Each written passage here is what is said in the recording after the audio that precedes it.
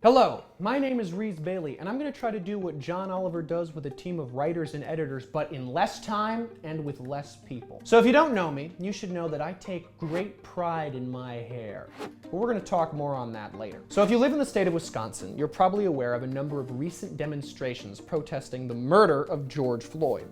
These demonstrations are also aimed at protesting systemic racial bias in American culture and the American judicial system. If you haven't been involved in these protests and you're not a person of color, you probably assume that living in this state is a pretty good deal. Objectively, Wisconsin is a great state. We have cheese curds, Bucky, Booyah, and beer.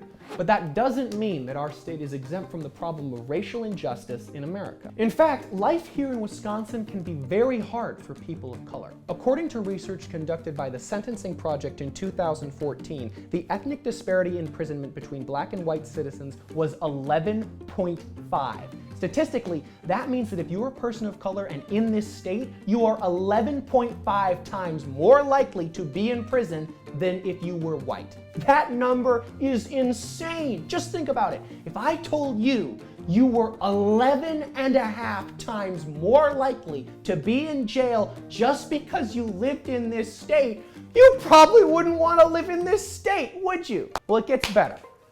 In July of 2019, the city of Milwaukee's own newspaper, the Milwaukee Journal-Sentinel, concluded that the city of Milwaukee is among the most segregated in the country. In April of the same year, the Milwaukee County Board approved a resolution calling racism a public health crisis. And I know what you're thinking.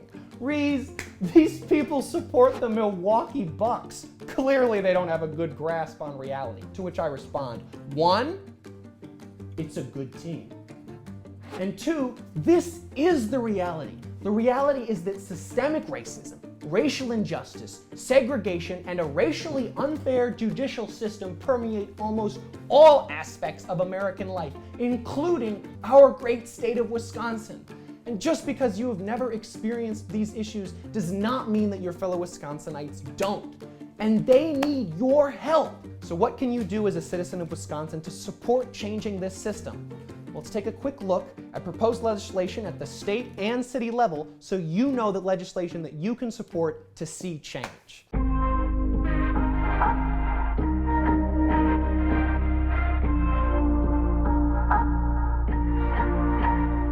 In response to the officer-involved shooting of Tony Robinson, the Madison Police Department Policy and Procedure Review Ad Hoc Committee conducted an independent investigation that began in March of 2015.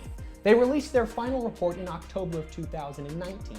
That means that they studied the Madison Police Department for 4 years. The committee's final report included a list of 177 recommended changes to the Madison Police Department. These recommendations included amending Wisconsin Statute 175.47, which allows for the death of a Wisconsin citizen as a result of action taken by a police officer to be conducted by a police officer from the same county as the police officer under investigation. That's right.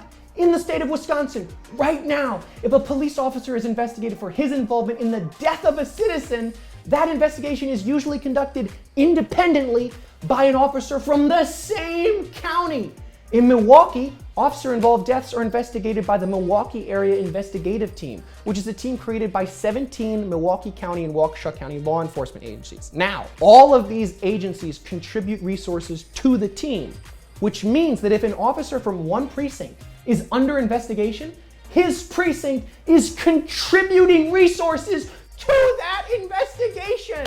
The Madison Committee also recommended an increase in civilian oversight by establishing an independent police monitor's office staffed by an independent monitor and reporting to a civilian police review body. This would be an independent monitor of the Madison area police to ensure accountability. Those are just 2 of the 177 recommendations made to the Madison police. And these are recommendations that are up for debate right now. If you want to see change in this state, you must contact the mayor of Madison and the Madison aldermen and tell them that these are recommendations that you think should be implemented. None of these recommendations have been set in stone, and Alderman Skidmore has already authored an amendment to remove the independent monitor and civilian review body from the list of recommendations. We have to act act fast and tell the mayor and the aldermen of Madison that we want to see these recommendations implemented. In response to growing tensions across the state, Governor Tony Evers called for support of Assembly Bill 1012.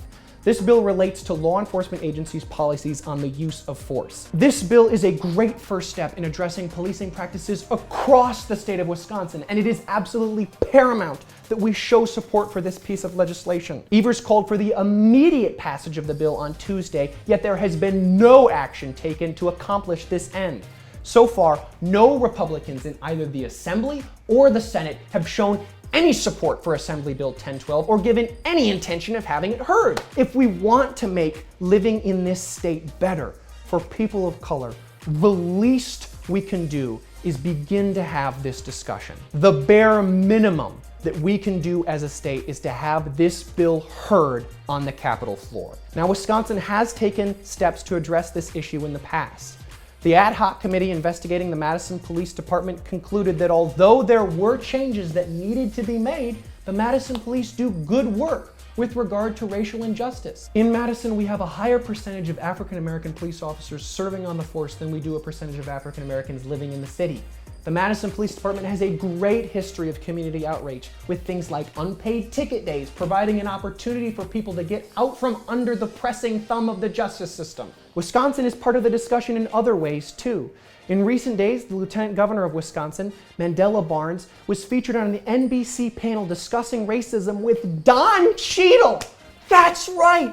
Our Lieutenant Governor is so cool that he's considered on par with Don Cheadle. A man with the last name Barnes from the Bucky State was on a panel discussing racism with War Machine. The Avengers are calling on you, Wisconsin! But it's not just that. Oh no, that's right. Papa A has spoken out. Wisconsin, wake up. Your God is speaking to you. Holy cheese curds. What I wouldn't give to make that gorgeous man proud. What a perfect specimen of talent, good looks, and manly arms. So that's right, Wisconsin. Your three heads of government, the governor, the lieutenant governor, and Aaron Rodgers, are calling on you to act. And I know it's hard. This is gonna be a hard fight, and that sucks. Because it's a fight that our African American brothers and sisters have been fighting for a very long time. But that's why we have to take action now.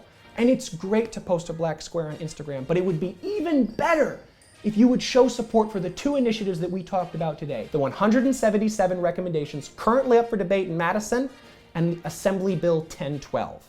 So what can you do to support these things? 1, you can sign the petition below showing that you support the implementation of the 177 recommendations given to the Madison Police Department. I understand that contacting local officials is hard, which is why you just have to sign the petition and I will contact them for you. 2, you can sign the second petition found below to show your support for Assembly Bill 1012. Send it to your friends. Show it to people who live outside of Wisconsin so that this bill gets attention on the national level. The more people who sign the petition and the more people who know about the bill, the harder it is for the state legislature to ignore it. If you want to go above and beyond just signing, you can contact your local representative and tell them that you support Assembly Bill 1012. But we have to put attention on this Assembly Bill and these recommendations if we want to see things change here in Wisconsin. Our state motto is forward. Let's make that mean something real.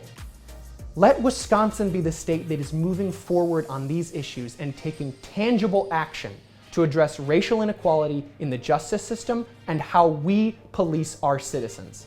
And if that's not enough incentive for you, I can give you one other reason to sign. You've had to stare at my face now for several minutes, and a large majority of you probably want to punch me in the face. I get it.